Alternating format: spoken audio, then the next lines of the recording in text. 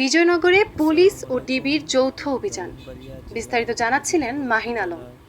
ব্রাহ্মণবাড়িয়া প্রতিনিধি। ব্রাহ্মণবাড়িয়া জেলার বিজয়নগর উপজেলার সিঙ্গারবিল বাজার এলাকায় পুলিশ ও ডিবির যৌথ উদ্যোগে বিশেষ তল্লাশি অভিযান পরিচালিত হয়েছে।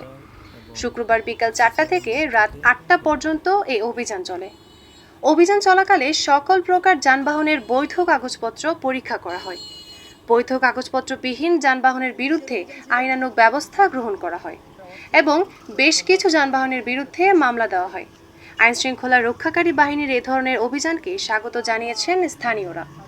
তারা মনে করছেন, নিয়মিত তল্লাশি অভিযান চালানো হলে সড়কে শৃঙ্খলা ফিরবে এবং দুর্ঘটনার ঝুঁকি কমবে। আসসালামু আলাইকুম।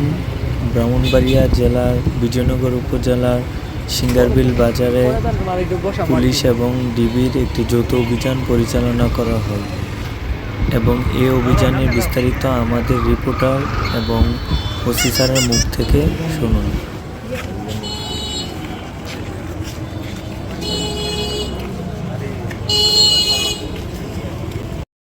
কিসের অভিযান ছিল? এটা হচ্ছে তল্লাশি অভিযান, চেকপোস্ট।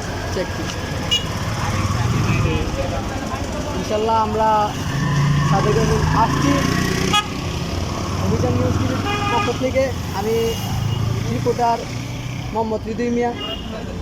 ইতিমধ্যে আমাদের ব্রাহ্মণবাড়িয়া বিজয়নগর থানার ওসি আমাদের স্যার আমাদের সাথে যিনি আছেন উনি আমাদের স্যার, উনি ট্রাফিক ইন্সপেক্টর অ্যাডমিন ব্রাহ্মণবাড়িয়া জেলার ট্রাফিক ইন্সপেক্টর।